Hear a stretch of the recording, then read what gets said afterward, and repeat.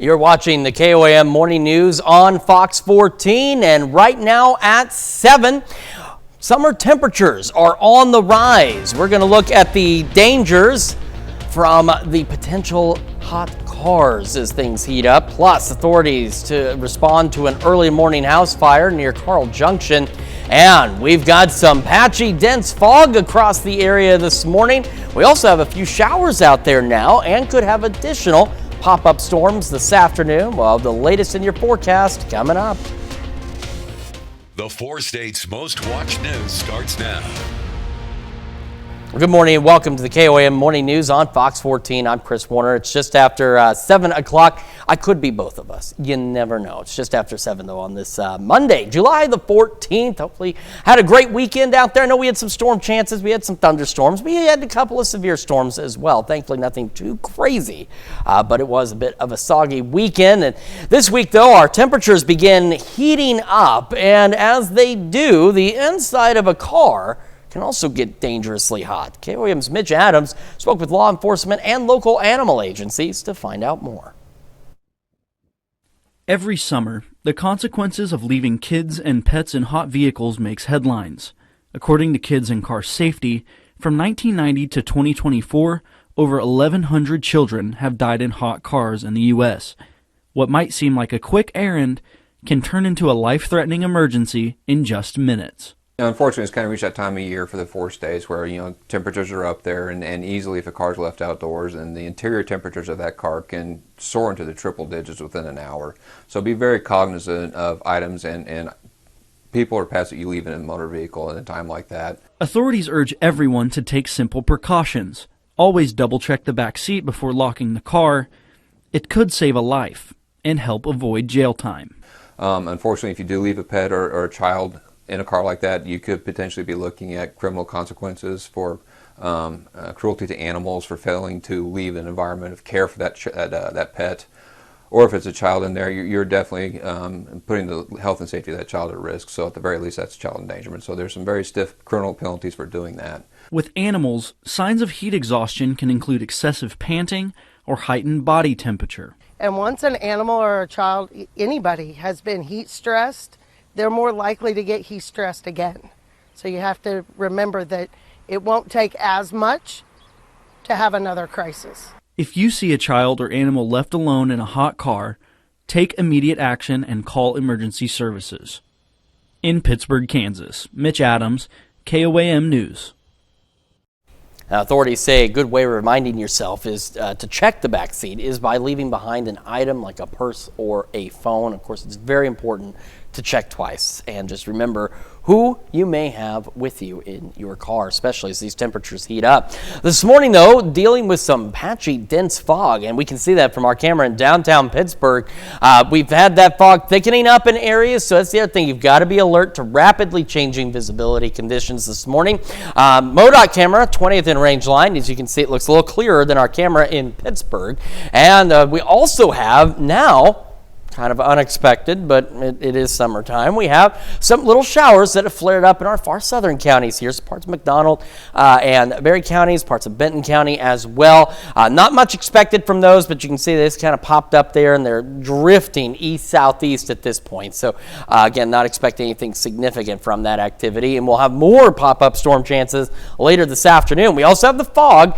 We've had reduced visibilities almost across the entire region through the morning. We're seeing slight improvements, but you can see still very dense fog here, parts of Montgomery, Labette, and Newata and Craig counties. So that's also near the intersection of 166 and 169 there in Montgomery County. So just do be cautious this morning. Low beams, not your high beams. Fog lights if you've got them. And again, just keep in mind that you've got to watch out for those rapidly changing visibilities as well. Into the afternoon we go. Isolated pop-up storm chances. Better chances again south of I-44, but with pop-up storms, they could be anywhere across the area, roughly between 11 a.m. and 7 p.m. this evening. No severe weather expected, but still those storm chances possible. Take a look at this. This is the KDOT camera at Kansas Crossing looking back north on 69. 69 is kind of there, but that's what we're talking about. You saw in Pittsburgh proper, Fog, yes, but you could still see something. Here, you can't see anything, so do be careful. 69 in Joplin, 70 in Pittsburgh. Temperatures this morning just kind of hanging out into the upper 60s. We're now starting to see a lot more low 70s out there. And we'll continue to warm up, mid 70s by 9, low 80s by noon, upper 80s for our highs, so technically below normal today, but today is our last below normal day for a while. We'll talk about your full forecast and additional thunderstorm chances here in just a few more minutes. In our top stories this morning, just before 2 Sunday morning, a reported house fire near Carl Junction on County Lane 263. Now, Carl Junction Fire Protection District, Webb City Fire, and Jasper County deputies responded to the scene. A double-wide mobile home was found fully involved with fire, and the roof was caving in. Authorities tell us no one currently lives there, and the cause of the fire is unknown at this time. And the Kansas State Firefighters Association, in collaboration with the Yates Center Fire Department, held a 2-day fire school for firefighters from across the state. Some skills taught included search and rescue, how to read smoke, ventilation, and grain elevator emergencies. Not only do we, the instructors, get to go out and learn and teach firefighters new things or go over things that maybe they learned and haven't touched on for a while, but it also gives us the opportunity to learn a few things from other firefighters. The KSFFA hosts regional trainings once a month. And of course, to be the first to see breaking news, weather, and sports, you can download the KOAM News app. It's available free of charge in the Apple App Store, the Google Play Store. All you need to do is search for the KOAM News app.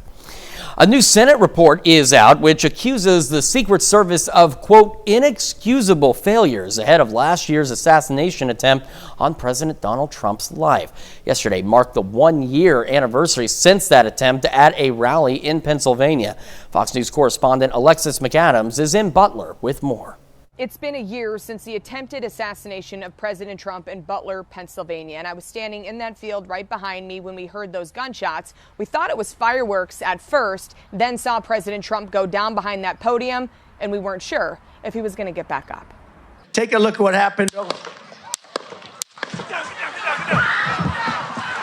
To tell you the truth, I think everybody here is so shaken up and confused on what's even going on. We heard several gunshots and we saw some smoke. After months of silence, a new Government Accountability Office report is shining a light on what the Secret Service calls a failure, finding that the agency knew Trump's life was in danger 10 days before he walked out onto the stage in Butler, but it never told their own teams on the ground. Also, another new Senate report says the Trump team asked for more security on the campaign trail, but the Secret Service denied those requests. Now, the family of Corey Comparator is still demanding answers after he was shot and killed at the rally. They're hoping that there will be accountability. Finding out 6 agents had been suspended without pay and benefits for a matter of days when your husband is never coming back, is that going to cut it for you and your family? Absolutely not. No, absolutely not. It's a beginning. I'll take what I can get. I always do. I'm grateful for every little blessing, but it's not enough. It's just not enough. One other thing that sticks out to me from these reports is that the Secret Service didn't have a drone in the sky that day in Butler, Pennsylvania. Why? Because the agency says their drone was broken, and the agent who was flying it said he had 1 hour of training and didn't know how to fix it. Reporting in Butler, Pennsylvania, I'm Alexis McAdams, Fox News. And that's a look at our top news stories this half hour. Coming up next, we're going to hear how you can help support the mission of Charlie Tutu with their annual banquet fundraiser. And later, we're going to see how one local organization is investing in the next generation theater. But first, here's a live look from the Don Brady Park in Seneca. Time now is 7:09.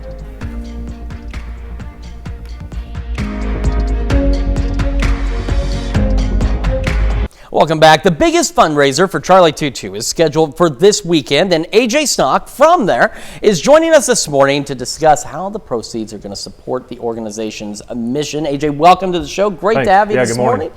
So, of course, big deal coming up, and a lot of things that Charlie Tutu Outdoors does for veteran support, but this is one of your bigger events. What do you have going on this weekend? Well, we have our annual fundraiser banquet. So it's this Saturday at it's formerly known as College Heights Athletic Center, but they renamed it to New Heights Christian Academy. It'll be this Saturday at their athletic center on North Prosperity. Doors open at 5. Dinner's at 6 o'clock. We're having a Wagyu beef brisket dinner this year, which is going to be awesome. We're doing things a little different this year. We're doing an admission fee of $15 at the door, and we're doing a live auction, a silent auction, and some gun raffles. So we'd love to see everybody come out and support us. So. All right, and you mentioned the auction. Just what are some of the things you'll have available for those that come out this week? Oh, we have various things. We have handmade carvings. We have, blankets. We have like African safari hunt trips, stuff like that. Silent auction. We have a lot of really nice things donated to the silent auction as well. So, and our raffles. We normally do gun raffles. But yeah, we're looking forward to it. And this is our biggest fundraiser of the year, and we host a lot of events throughout the year, and this is the fundraiser that we use to fuel those events, so it's a big deal. And so how exactly do these funds help support what you do? Well, being nonprofit, the veterans that we bring in during our events, they don't pay for anything, we pay for it all, so we pay for their travel expenses, their lodging, their airfare, their hunting tags, and stuff like that, so having to raise money to do that, this fundraiser is definitely a big part of it. And you mentioned the cost, the time, the date, but just kind of recapping that, and if people want to get there, what do they need to know? There's going to be plenty of parking, so to get there, it's just right off 49 on North Prosperity there. It's pretty easy to get to. Like I said, the doors open at 5. As soon as you walk in the door, the silent auction will pretty much be going, and dinner starts at 6. All right, fantastic. AJ, thank you so much for joining us this morning. And, of course, if for any reason you missed any of that, worry not. It's going to be on our website a little later. And, of course, you can check out their website at the address you see there on your screen. And stick with us. We've got another look at your forecast and more of the KOAM Morning News on Fox 14 right after this. Welcome back to the KOAM Morning News. The time right now is 7:16, coming up on 7:17. Starting with the fog tracker. And again, we're starting to see slight improvements, but we still have reduced visibilities over most of the area with some pretty dense fog. Eastern Berry County, western Benton County, and then into parts of Labette, Montgomery, Newata, and Craig counties, especially right around the junctions of 166 and 169. You can see visibility is very reduced there. So again, low beams, not your high beams. Fog lights if you've got them, and just slow down and watch out for rapidly changing visibilities. On top of that, we now have a few little showers that have flared up into parts of McDonald, Berry, and Benton counties out there. Nothing too crazy. We're not expecting much from them, but again, to be honest, because it's Mother Nature's way of just kind of messing with me sometimes, I think, these weren't really expected at all. So we'll see what they do. Again, they shouldn't last very long, but they are kind of that catalyst, and what the future track is going to show us in a minute as to why it's triggering pop-up storm chances as being slightly better south of I-44 than anywhere else. But that's really it so far. Into the afternoon we go, so future track still shows better chances of pop-up storms along and to the south of I-44, but we can get them anywhere across the area. It's just those better chances will be down to the south. Once we head into our overnight hours, of course, we lose the heating of the day, we lose our pop-up storms, and then we go back into Tuesday. And by the afternoon, first, by mid-morning, another little complex of storms could try and push into our far southern counties. After that, pop-up storms again, really anywhere in the area will be possible. Then we'll lose the heating of the day again. We'll be partly cloudy overnight. We go into Wednesday. Now, future track really not picking up on much in terms of pop-up storms Wednesday. I do believe the chances Wednesday are going to be much lower, but not zero. So you still want to keep an eye to the sky. And, of course, remember when thunder roars, head indoors. But our pop-up storm chances, at least for one day this week, will drop just a hair compared to our chances today, tomorrow, and into Thursday, which is how long they will last. Our 7th in range line looking good so far. We'll have that patchy fog through about 8, maybe 9 at the latest. Low 70s by 8, and we'll be in the low 80s by 11 o'clock this morning. Now, our pop-up storm chances are a little earlier than usual. Really, the window's from 11 a.m. to 7 p.m. with better chances between 2 and 7. While partly cloudy skies otherwise, temperatures at least today below normal by that much. We'll go into the upper 80s. Winds will be calm or possibly a light east breeze for some of us out there. Partly cloudy through the evening and overnight, back into the low 70s. And as we head through the next few days, again, pop-up storms through about Thursday. But take a look at the temperatures. I know last week we talked about below normal temperatures. This week it was also on the potential for a little bit better rain chances, a little more cloud cover.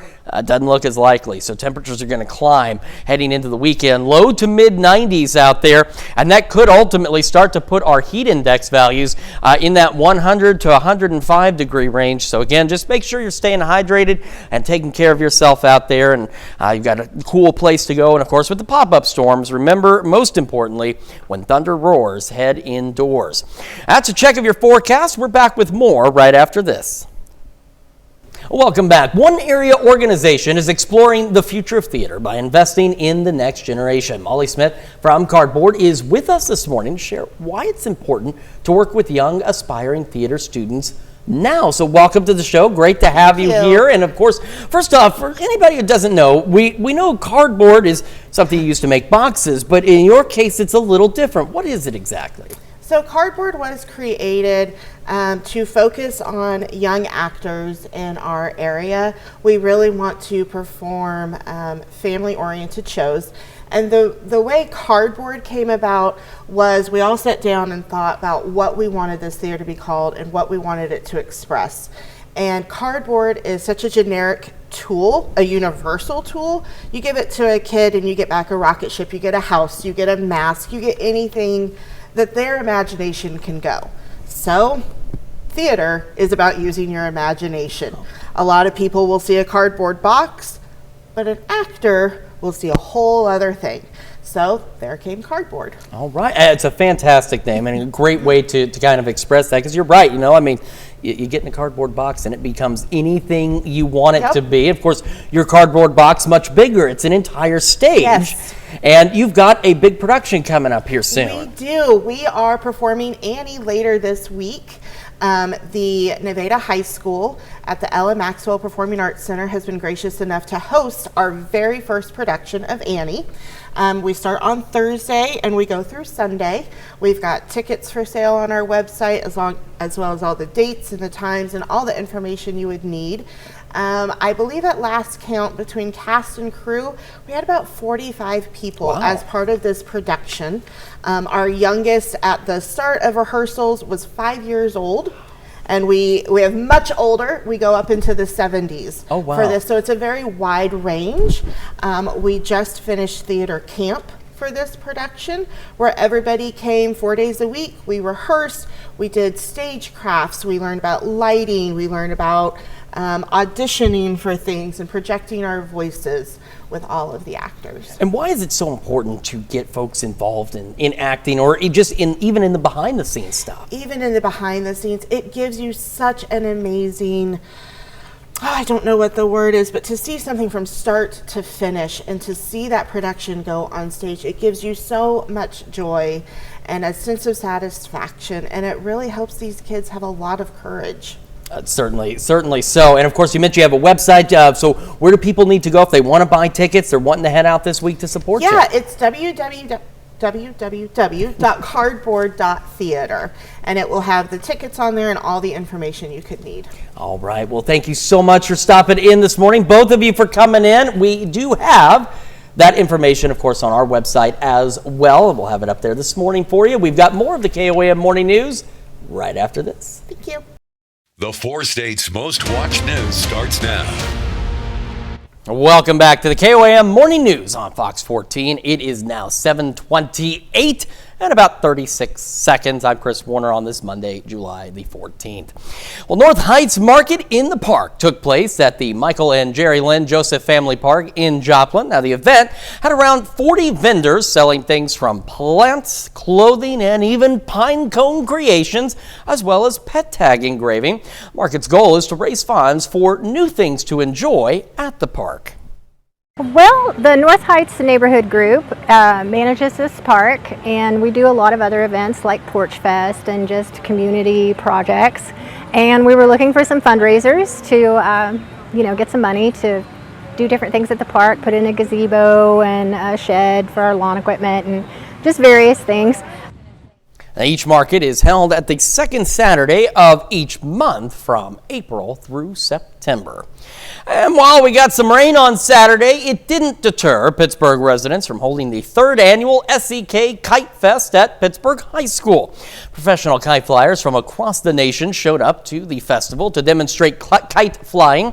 All kites are free, and the event teaches kids about teamwork and physics.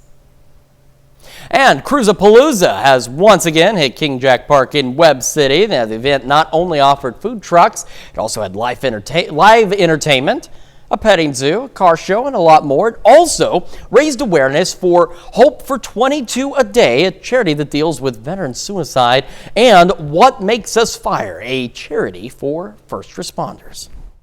I like the Mustangs personally, but that's just me.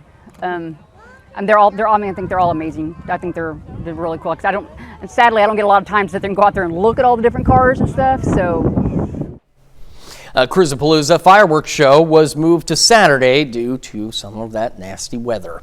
And knife makers gathered at Buffalo Run in Miami for a forging competition and knife show. KOAM's Mitch Adams has more. It's something that you can carry this as far as you want. As far as your imagination will allow you, you can build some really, really neat stuff. Face Off at the Forge, where craftsmanship meets fire and steel. It's not for everybody. It's for it's something that if you're really passionate about things, and you can be as good as you want. If you're a very picky person, this may be for you. If you are a person that loves things to be exact, this could be for you.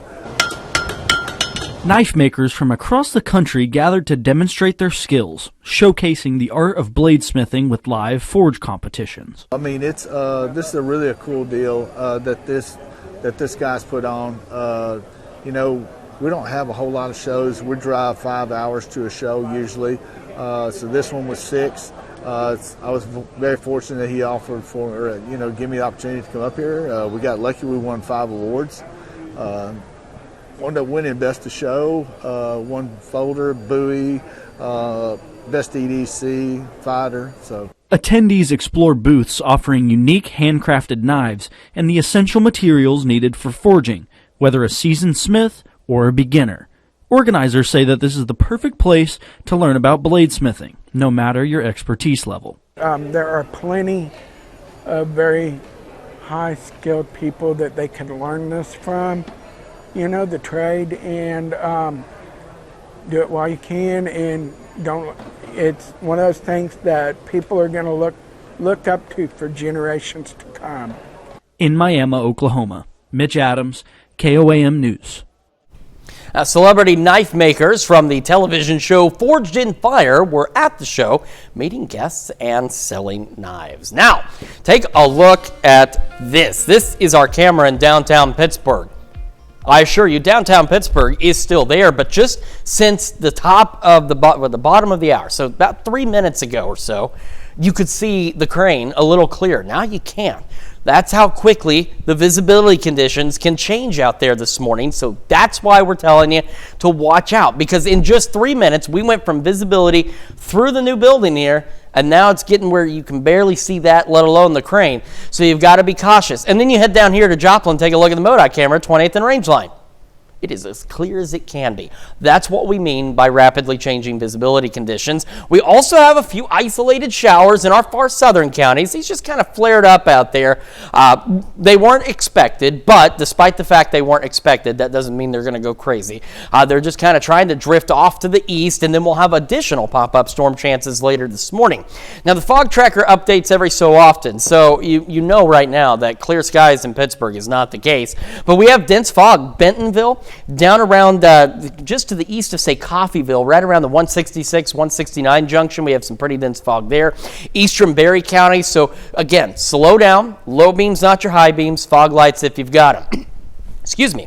Aside from this morning storms, we'll have isolated pop-up storms, slightly better chances along and south of I-44, but we could get them anywhere through the day today.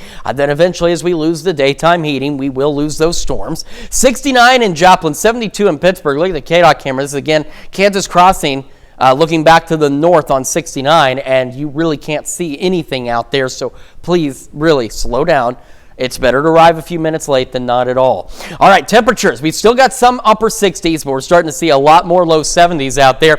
We'll continue to warm up, mid 70s by 9, low 80s by noon. Between 11 and 7 is our best window for some of those pop-up storms. Our highs today below normal into the upper 80s. However, below normal does not last for very long as we start to heat up this week. Details on all of that here in just a few more minutes. And of course, don't forget, you can be the first to know about the day's weather with the KOAM Skywatch weather app. You can get severe weather updates sent straight to your phone free of charge. It's available for free in the Apple App Store and the Google Play Store. Just search for the KOAM Skywatch weather app.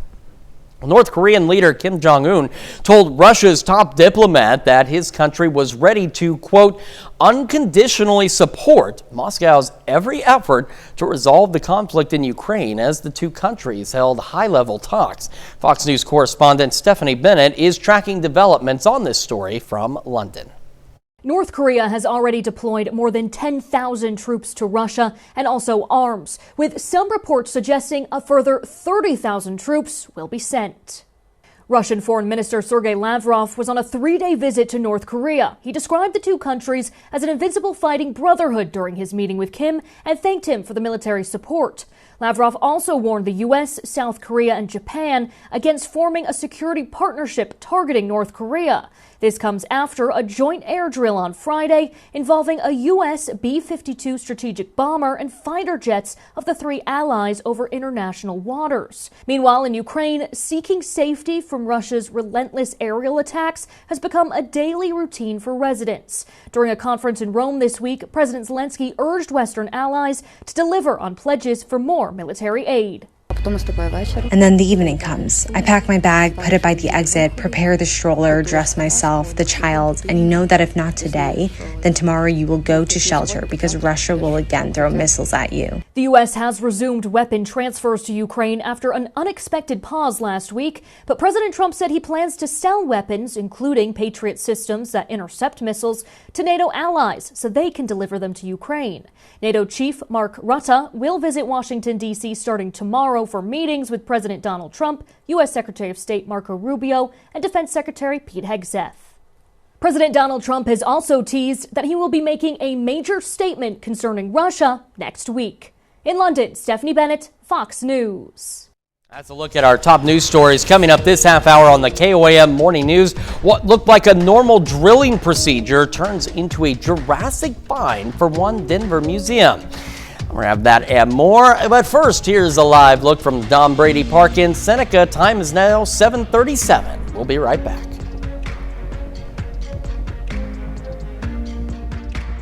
In Consumer Watch, persistent rain in parts of the U.S. is taking a toll on this year's planting season. Fox News' Ted Lindner has more.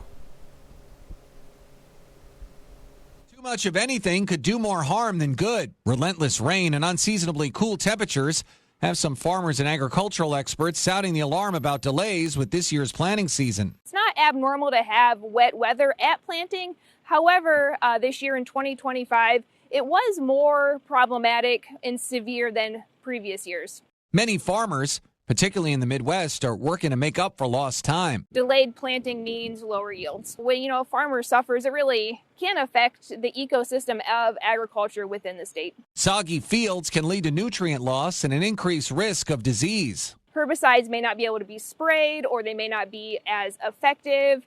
Slugs are another concern when it's wet and cool. Growers of the two major crops in the Midwest, corn and soybeans, are concerned about the delays and impacts to their bottom lines. Data from the U.S. Department of Agriculture's Ohio Crop Progress Report shows that as of June 2nd, 72% of Ohio's corn were planted. That's behind the 5-year average of 87%, while 77% of soybeans were planted. Both crops need to be planted around the same time, that mid-April to maybe mid-May timeframe. No one wants to delay planting on purpose, but it happens a lot. To help push through the rough start, agriculture experts say there are some actions producers can take to manage the immediate and long-term impacts. They include nutrient management, crop selection, and insurance options. Ted Lindner, Fox News.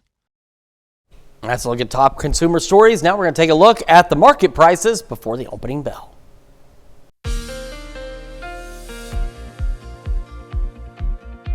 Welcome back to the KOAM Morning News. 7:43 coming up on 7:44 on this Monday morning. Quick look downtown Pittsburgh. You can see how dense that fog is out there this morning, which is why we've been telling you to slow down and to be cautious. Then you go to the Missouri side and Joplin, MoDOT camera 20th and range line.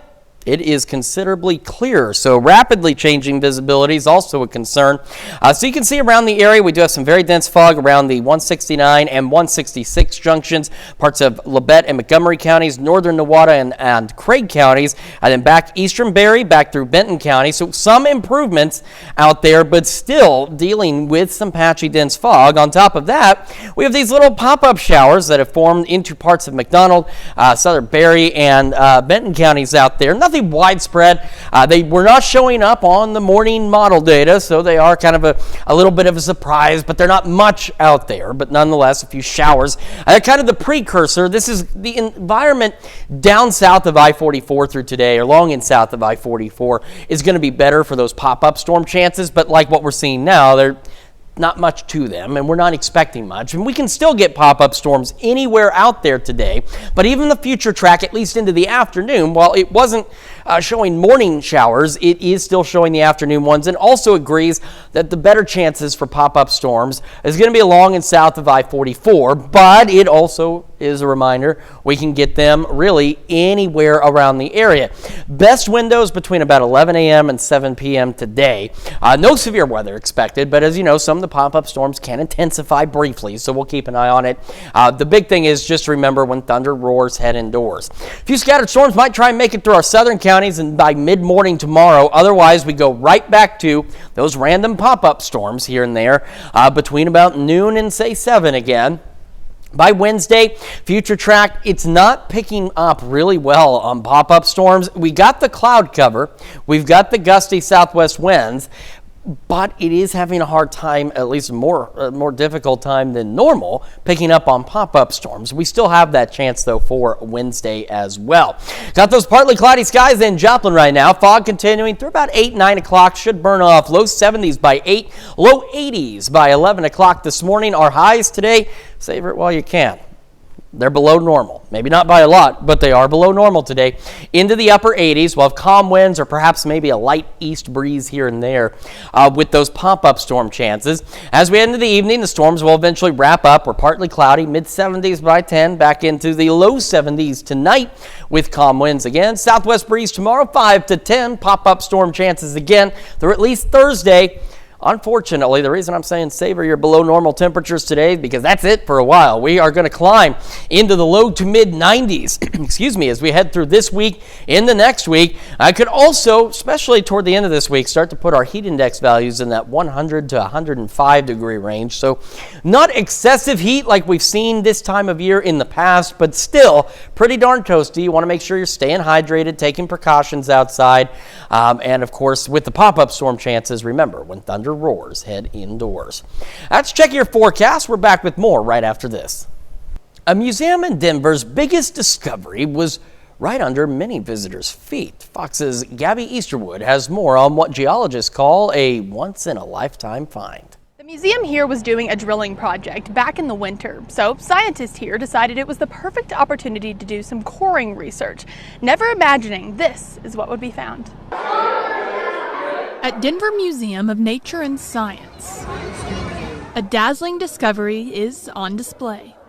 Well, the main thing that led to this was serendipity. Tucked into the Discovery Teen Rex exhibit is this nearly 70 million year old partial bone that was found at 765 feet below the museum's parking lot, the oldest and deepest dinosaur fossil ever found in Denver. Well, I think it's pretty fascinating, cool stuff to see. What else is underneath here? This is astonishing. This kind of discovery, museum geologist Dr. James Hagedorn says, just doesn't happen. Finding a bone in a rock core is super, super rare. It is the Willy Wonka moment of a geologist's career. Here's a look at what scientists say the dinosaur could have looked like. But since they only found the partial vertebrae, it's hard to say what exact species it was.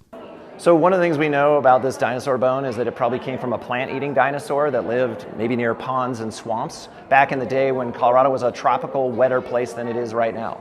Rock core also found in this dig and research. Inside these boxes are a candy land for geologists. We've got nearly 1,000 feet of rock core in here from right below the museum. And in this rock core, there are fossils, there are minerals, there are concretions, there are even ash beds from ancient volcanoes that erupted here nearly 67 million years ago. Another discovery in this historic finding. Yeah, who would have thought? So this is a 67.5 million year old dinosaur bone right beneath the city park. And you know, the rest of the skeleton could be under there, maybe right underneath your minivan. Man, talk about an incredible find. Don't go digging in your yard necessarily, but still a very fascinating find indeed. And we still have dense fog, not nearly as fascinating, but you need to slow down. Low beams, not your high beams. Do be cautious out there this morning as this fog sticks around for the next hour or so. We also have some isolated storms, showers at least, in our southern counties. Weren't really showing up on Future Track, but they are there. So this also, though, does jive with the Future Track's thinking for storm chances a little later this afternoon. We'll have pop-up storms really, again, anywhere across the area from 11 to 7, but Future Track does believe that we're going to have at least slightly better chances along and to the south of the I-44 corridor, but it also points out we could get them just about anywhere. No severe weather expected, but you still want to be mindful, as you know, these pop-up storms occasionally can briefly intensify, so we'll keep an eye on that for you.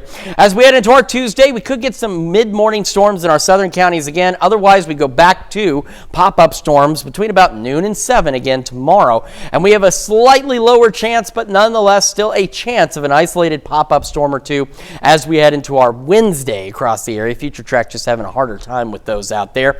Heading through the morning, partly cloudy skies, patchy fog through about 8, maybe 9, so I know 8's about 10 minutes away, so right through about 9. Low 70s by 8, low 80s by 11, with those pop-up storm chances from 11 to 7 today. We're going to have another look at your forecast and your wake-up recap right after this.